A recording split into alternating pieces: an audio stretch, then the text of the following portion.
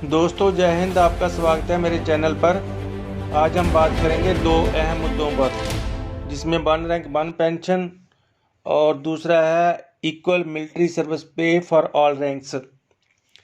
दोस्तों, Indian army दुनिया में सबसे बहादुर फौज है, जो कारगिल जैसी जंग में 18,000 फीट ऊंचाई पर मोर्चे में बैठे हुए काबिज पाकिस्तानी दुश्मन को नीचे से ऊपर जाकर भगा सकती है, और साइचन ग्लेशियर जैसी अबनॉर्मल ज्योग्राफिकल और क्लाइमेटिक कंडीशंस की परवाह किए बिना, जहां टेम्परेचर -50 डिग्री सेल्सियस रहता है, अपने देश की खातिर भारतीय सेना के जवान 24 घंटे मुस्तैद रहते हैं, और जहां बहुत से जवान डिसेबिलिटी के शिकार हो जाते हैं, जो उनको उम्र भर के लिए नकारा कर देती है।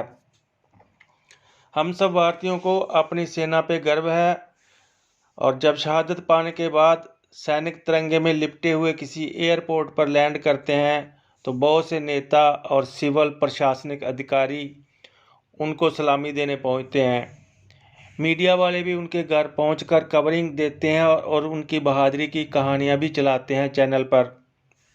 बहुत अच्छी बात है, देश के सपूतों पर हमें नाज है, लेकिन याद रखें, ये कुर्बानी इतनी आसान नहीं होती। उनके परिवारों को, सैनिकों के माता पिता को या उनकी पत्नी और बच्चों को ही पता होता है कि वो इस दर्द को पूरी उम्र कैसे झेलते हैं। हम अपने सैनिकों की बहादुरी पर और देशभक्ति पर नाज तो करते हैं, और उनके किस्से भी बड़े जोर शोर से बयान करते हैं, और सरकारें उनकी कुर्बानी पर वोट तक मांगती हैं, पर जब उन्हें उनके हक दिलवाने की बात आती है तो सब पैर पीछे खींच लेते हैं और आंखें बंद कर लेते हैं। शायद सैकड़ों page I love Indian army, we support Indian army Facebook पर बने हुए हैं, जिनमें ज़्यादातर सैनिकों की शहादत की तस्वीरें दिखाई जाती हैं, तिरंगे में लिपटे हुए पार्थिव शरीर दिखाई जाते हैं, और गर्व महसूस किया जाता है सैनिकों की बहादुरी पर। होना भी चाहिए, पर मैं जो बात आज करने जा रहा हूँ वो एक हकीकत है और ध्यान देने योग्य है। जितने भी फेसबुक ग्रुप या पेज आर्मी के नाम से चला रहे हैं, सभी भाइयों से अनुरोध है कि जहां सैनिक भाइयों की शहादत पर उनके पार्थिव शरीर तिरंगे में लिपटे हुए आप सोशल मीडिया पर शेयर करते हो और संवेदना जाहिर करते हो, वहीं आप उनके हक के लिए भी आवाज़ उठाएं। मेरा वीडियो थोड़ा लंबा होगा, पर आपको मेरी बात पूरी सुननी होगी, तभी आपको हकीकत समझ में आएगी। दोस्तों, अब आता हूँ असली बात पर। सैनिक भाई कभी गलत डिमांड नहीं उठाते और डिसिप्लिन में रहते हुए ही अपनी डिमांड रखते हैं। उनकी जो मेन दो मांगे हैं, मैं आपसे वही डिस्कस करूंगा। एक है वन रैंक वन पेंशन, और दूसरी है equal military service pay for all ranks. सबसे पहले आते हैं वन रैंक वन पेंशन पर। वन रैंक वन पेंशन का मतलब है equal pension for equal length of service as per rank held. मतलब एक रैंक में बराबर सर्विस के लिए बराबर pension. One rank one pension की बड़ी देर से लंबित डिमांड को मानने के बाद जुलाई 2014 से लागू किया गया, और उसमें यह भी माना गया कि हर 5 साल के बाद पेंशन रिव्यू किया जाएगा और पेंशन बराबर की जाएगी। पेंशनर को ये लगता था कि जो हमारे बाद रिटायर होंगे उनकी पेंशन हमारे से ज़्यादा होगी, और हर 5 साल के बाद उनको भी उनके बराबर पेंशन स्केल पर लाया जाएगा। पर हुआ इसके उल्ट। 1 जुलाई 2014 के बाद रिटायर होने वाले सैनिकों को वन रैंक वन पेंशन के फार्मूले से बाहर कर दिया गया, और उनके लिए पुराना फार्मूला 50% ऑफ लास्ट पे ड्रॉन का दे दिया गया और लेंथ ऑफ सर्विस को इग्नोर कर दिया गया, जिसका नतीजा ये हुआ कि जुलाई 2014 के बाद रिटायर होने वाले सैनिकों की पेंशन जुलाई 2014 में दी गई वन रैंक वन पेंशन से कम हो गई, और एक ही रैंक में बराबर सर्विस वालों की पेंशन स्केल अलग अलग हो गई।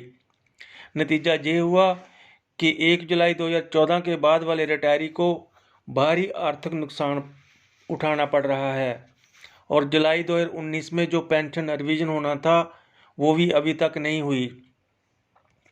जो सैनिक साइचन जैसी दुर्गम परिस्थितियों में रहकर अपनी सीमा की सुरक्षा करते हैं, पर रिटायरमेंट के बाद उनको एक जैसी पेंशन पाने के लिए जंतर मंतर पर सालों भर धरने क्यों लगाने पड़ते हैं, और सरकार उनकी जायज़ डिमांड खुशी खुशी क्यों नहीं मानती और उनको अपना हक पाने के लिए कोर्ट को गुहार क्यों लगानी पड़ती है और वहाँ भी उनको तरीक पे तरीक मिलती है। शायद आपको पता होगा कि one rank one pension case 9 जून 2016 से सुप्रीम कोर्ट में चल रहा है और अभी भी लंबित है और अगली सुनवाई 30 नवंबर को होनी है। दोस्तों, सोशल मीडिया के जरिए देश की ऑनरेबल सुप्रीम कोर्ट को गुहार लगाई जाए कि वन रैंक वन पेंशन पर जल्दी फैसला दिया जाए ताकि भूतपूर्व सैनिक और लंबे समय तक निराश न हो। दूसरी डिमांड है इक्वल मिलिट्री सर्विस पे की, जिसमें जवानों को 5200 रुपये, एमएनएस को 10,800 रुपये और ऑफिसर को 15,500 रुपये प्रति माह दिए जाते हैं। बेसिक पे तो रैंक के मुताबिक हो सकती है, पर मिलिट्री सर्विस पे में फ़र्क क्यों होना चाहिए जब ऑफिसर की वर्किंग और लिविंग कंडीशन जवान से बहुत बेहतर होती है और जवान बहुत ही हार्ड कंडीशन में काम करता है। दूसरा, एमएनएस की ड्यूटी भी बहुत सख्त होती है। मिलिट्री सर्विस पे के लिए भी writ petition high court Delhi में नवंबर 2018 से चल रही है, जिसमें केस 15 बार लिस्टेड हो चुका है। पिछली सुनवाई 16 नवंबर को कोर्ट नंबर 33 में होनी थी पर नहीं हो सकी और अगली सुनवाई की डेट 7 जनवरी 2022 को कोर्ट नंबर 33 में लिस्टेड है।